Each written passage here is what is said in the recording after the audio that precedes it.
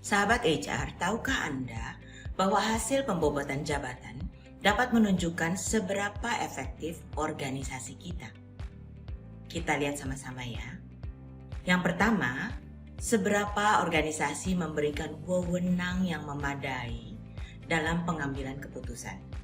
Karena pengambilan keputusan biasanya merupakan salah satu pokok penilaian dalam pembobotan jabatan, maka perusahaan yang pengambilan keputusannya terlalu terpusat bisa jadi akan menghasilkan bobot jabatan yang terlalu rendah dibandingkan dengan kondisi di pasar.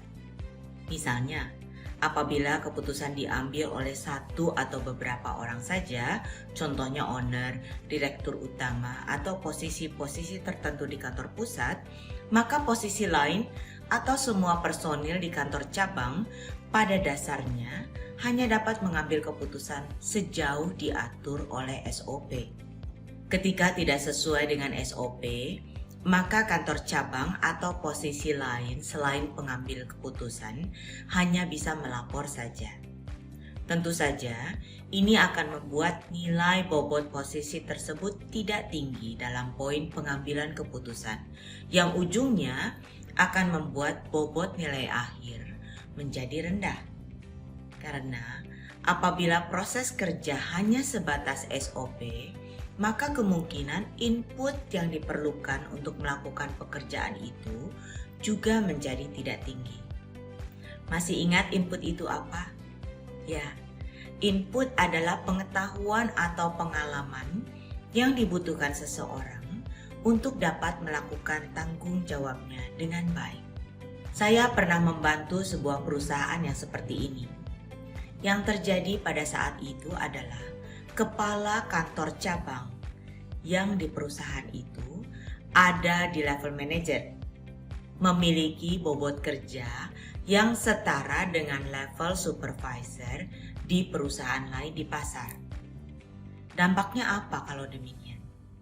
Dampaknya adalah ketika kita melakukan survei gaji, maka akan terlihat bahwa kepala kantor cabang dengan tanggung jawab yang sebenarnya sangat luas karena mencakup seluruh kegiatan operasional di cabang tersebut akan dibandingkan dengan tolok ukur gaji level supervisor di pasar, sehingga akan terkesan dia overpaid atau gajinya ketinggian.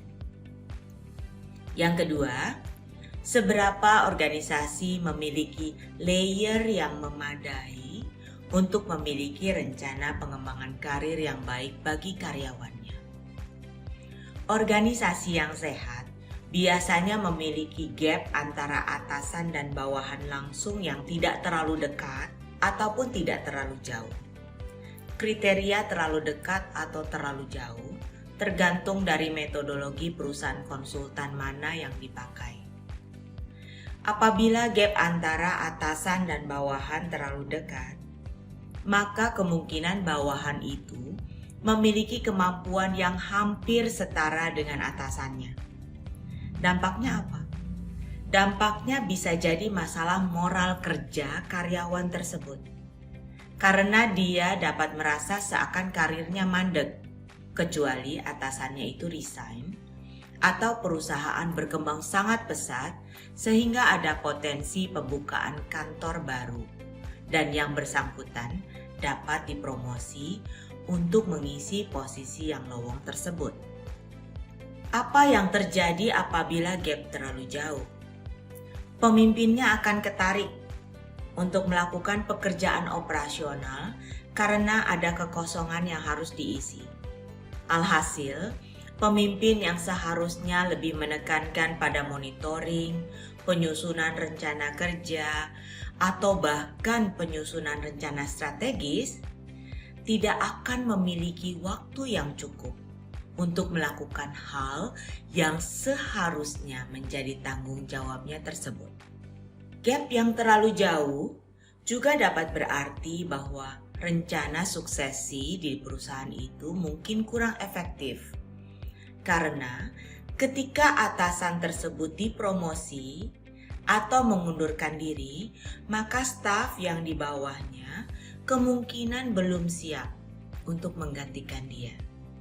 Gap yang baik adalah gap yang memberikan cukup ruang bagi seorang staf untuk dapat mengembangkan diri secara sistematis, sehingga ketika mengisi jabatan yang lowong di atasnya, dia sudah cukup mumpuni.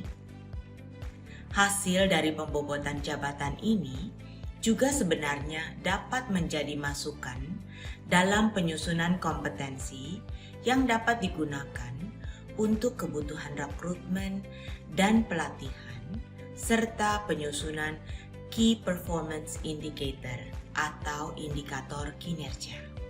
Namun, saya tidak akan membahasnya di video ini karena terlalu teknis. Di video selanjutnya, saya akan membahas secara khusus dan secara teknis.